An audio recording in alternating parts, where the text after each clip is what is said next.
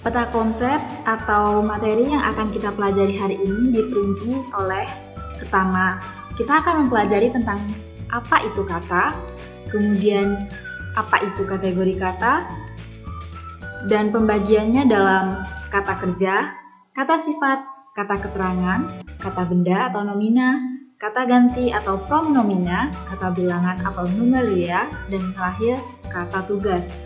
Nah, peta konsep merupakan materi pokok yang akan kita ulas satu persatu, mulai dari pengertian, ciri-ciri, dan macam-macam dari kategori kata tersebut. Kata. Istilah tersebut mungkin tidak asing di telinga kalian, atau bahkan setiap hari kalian sudah menyebutkannya. Kata merupakan unsur utama dalam membentuk kalimat. Karena dalam kalimat terdiri dari susunan beberapa kata. Dalam kalimat, kata memiliki kedudukan atau jabatan seperti subjek, predikat, objek, dan keterangan. Dalam hubungannya tersebut, maka di dalam kalimat, kata memiliki fungsi serta makna yang dibagi menjadi beberapa kategori. Kategori kata merupakan golongan kata dalam satuan bahasa berdasarkan fungsi, makna, dan tatanan bahasa. Kategori kata yang pertama adalah kata kerja, atau biasa dikenal dengan verba.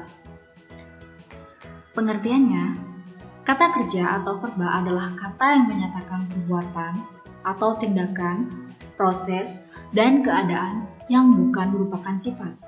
Perlu digarisbawahi, yang bukan merupakan sifat. Ciri dari kata kerja itu sendiri, pertama, dapat diberi aspek waktu, seperti akan, sedang, dan telah. Contoh, akan mandi, sedang makan, telah pulang. Itu adalah ciri yang pertama. Kedua, dapat diingkari dengan kata tidak. Misal, tidak makan, tidak tidur, tidak minum, dan sejenisnya. Ciri kata kerja yang ketiga adalah dapat diikuti oleh gabungan dengan kata dengan. Contoh, pergi dengan kakak, bermain dengan ibu, tidur dengan nyenyak, seperti itu. Jika sebelumnya sudah memahami mengenai pengertian dan ciri-ciri kata kerja, selanjutnya kita akan memahami macam-macam kata kerja. Macam-macam kata kerja dibagi menjadi 6. Verba dasar bebas, verba turunan, verba berproses gabung, verba majemuk, verba transitif, verba intransitif. Kita bahas satu persatu. Verba dasar bebas. Verba dasar bebas ialah verba yang memang pada dasarnya adalah kata kerja, seperti duduk, makan, mandi, minum, tidur, dan sejenisnya. Yang kedua, verba turunan. Yang verba turunan sendiri itu dibagi lagi menjadi 2, yakni verba brafiks dan verba berduplikasi. Verba brafiks adalah verba yang sudah mendapatkan imbuhan. Contoh, ajari, bernyanyi, bertaburan. Mari kita ambil satu contoh untuk dijelaskan. Kata bernyanyi. Kata bernyanyi berasal dari kata nyanyi. Nyanyi itu sendiri adalah sudah merupakan verba dasar bebas. Namun karena ditambah afiks, ditambah imbuhan menjadi maka jadilah bernyanyi. Oleh karena itu, ini disebut verba turunan yang berafiks. Kedua, verba berduplikasi. Reduplikasi adalah pengulangan. Jadi, verba di sini adalah verba yang berupa pengulangan. Contoh, makan-makan. Kenapa disebut dengan verba berduplikasi? Karena pada kata makan sendiri, itu sudah merupakan verba dasar bebas. Karena sudah diulang dan dilakukan reduplikasi, maka hal tersebut masuk kepada verba turunan yang bersifat reduplikasi. Nah, yang ketiga ialah verba berproses gabung, bernyanyi-nyanyi. Kenapa disebut berproses gabung? Karena dalam contohnya kita analisis, bernyanyi-nyanyi, hal di sana sudah ada kata ber dan nyanyi-nyanyi. Nyanyi-nyanyi sendiri termasuk pengulangan, yaitu reduplikasi, dan imbuhan ber merupakan afiks. Jadi hal tersebut masuk kepada verba berproses gabung. Selanjutnya, verba majemuk. Verba majemuk adalah verba yang sudah tercampuri dengan kata lain. Misal, contoh, cuci mata, campur tangan. Padahal jika diartikan satu persatu, hal itu mempunyai makna sendiri. Cuci mata, campur tangan. Oleh karena itu, hal tersebut dinamakan verba majemuk. Yang kelima, verba transitif. Verba transitif adalah verba atau kata kerja yang membutuhkan objek sebagai penjelas. Misal, saya menulis surat. Di sini kata saya menulis, misal saya menulis, di sini masih butuh pertanyaan, menulis apa? Jadi dibutuhkan sebuah objek. Paham? Untuk yang terakhir, verba intransitif, kata kerja yang tidak memerlukan objek. Mereka duduk di taman. Jika tidak ada kata di taman, mereka duduk saja, itu sudah jelas bahwa mereka sedang duduk. Beda dengan halnya tadi, dia sedang menulis. Menulis apa? Kalau duduk kan masih duduk di mana? Nah, itu beda lagi. Sampai di sini paham ya, membutuhkan objek, mana yang tidak membutuhkan objek. Kategori kata yang akan kita pelajari selanjutnya adalah kata sifat. Kata sifat atau biasa dikenal dengan adjektiva adalah kata yang menerangkan sifat, keadaan watak, dan tabiat orang atau binatang atau benda. Kata sifat umumnya berfungsi sebagai predikat, objek, dan penjelas subjek. Dapat digarisbawahi bahwa kata sifat adalah menerangkan tentang sebuah sifat atau watak dari orang, binatang, ataupun benda. Ciri-ciri dari kata sifat sendiri, pertama, dapat diberi keterangan pembanding, lebih, kurang, dan paling. Contoh, lebih indah, kurang bagus, paling kaya. Kedua, dapat diberi keterangan penguat, sangat, amat, benar, terlalu, dan sekali. Misal, sangat senang, amat keras, terlalu cantik, dan sejenisnya. Dapat diingkari dengan kata dapat diingkari dengan kata tidak. Contoh, tidak benar, tidak halus, tidak kaya, tidak miskin, tidak pintar, dan lain-lain. Selanjutnya, kita akan mempelajari tentang macam-macam adjektiva. Jika sebelumnya kita sudah memahami mengenai pengertian dan ciri-ciri dari kata sifat, maka saat ini kita akan mengenal macam-macam kata sifat. Kata sifat dibagi menjadi dua, yakni kata sifat dasar dan kata sifat turunan.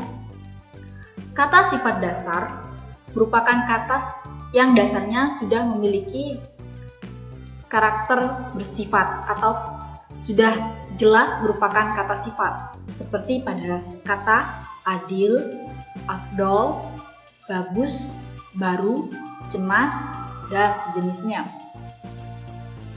Sedangkan pada adjektiva turunan atau kata sifat turunan dibagi lagi menjadi beberapa bagian. Yang pertama, adjektiva berafiks, yaitu adjektiva yang sudah mendapatkan imbuhan. Contoh pada kata terhormat, terindah. Adjektiva reduplikasi, yakni kata sifat yang mempunyai pengulangan kata. Contoh pada kata muda-muda, cantik-cantik. Adjektiva yang mendapat imbuhan i, wi, ia. Atau ini merupakan adjektiva yang khusus mempunyai imbuhan ini. Contoh pada kata abadi, duniawi. Adjektiva deverbalisasi. Deverbalisasi ini merupakan adjektiva yang berasal dari kata kerja atau verba, misalnya melengking, terkejut. Kemudian adjektiva nominalisasi merupakan adjektiva yang berasal dari kata nomina, yakni contohnya berapi-api, berbudi, budiman. Deadverbalisasi, yakni adjektiva yang berasal dari adverb. Contoh bersungguh-sungguh, bersyukur. Adjektiva denumeria, yakni kata sifat yang diambil dari numeria, misalnya manunggal, mendua, menyeluruh. Sedangkan pada adjektiva deinterjeksi adalah kata sifat yang mengungkapkan sebuah seruan. Contoh pada kata aduhai, sip, asoy. Adjektiva majemuk, yakni contohnya panjang tangan, buta huruf. Atau adjektiva majemuk di sini sudah memiliki pengertian khusus. Tidak ada diartikan satu arti misalnya panjang sama tangan, karena panjang merupakan sebuah kemajemukan. Kemudian yang terakhir adalah adjektiva eksesif atau berlebih-lebihan. Misalnya pada kata alangkah gagahnya, maha kuasa. Selanjutnya memasuki kategori kata yang ketiga, yaitu kata keterangan. Kata keterangan atau juga dikenal dengan sebutan adverbia adalah kata yang memberi keterangan pada verba, adjektiva, nomina predikatif, atau kalimat. Jadi, fungsi daripada kata keterangan itu sendiri adalah memberikan sebuah penjelas. Kata keterangan juga dibagi lagi menjadi dua, yakni kata keterangan bersifat dasar atau bebas dan kata keterangan turunan.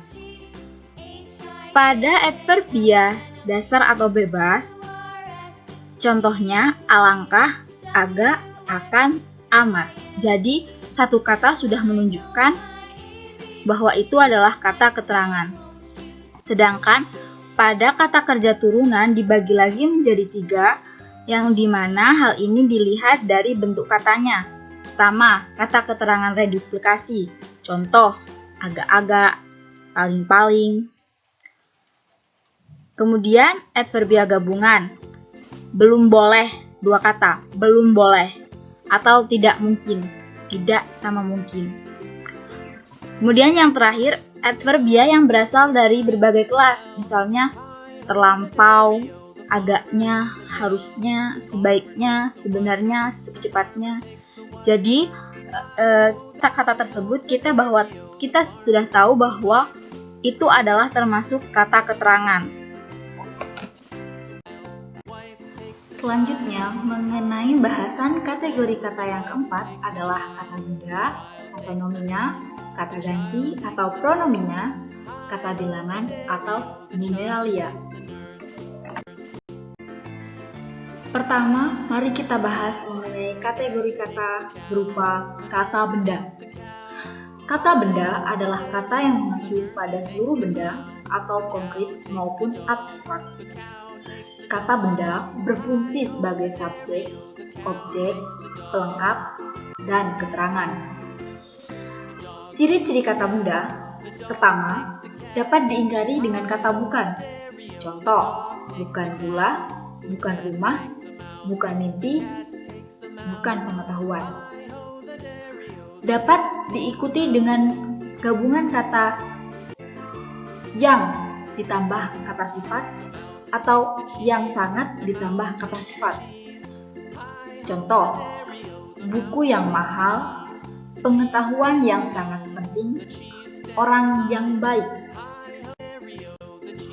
Kata benda atau nomina juga dibagi menjadi beberapa macam. Pertama, ada nomina bernyawa. Misalnya, untuk nama orang, Umar, atau penyebutan kepada seseorang, nenek. Kedua, nomina tak bernyawa. Misalnya pada nama lembaga, hari, waktu, daerah, atau bahasa. Nomina terbilang, misalnya kantor, rumah, buku.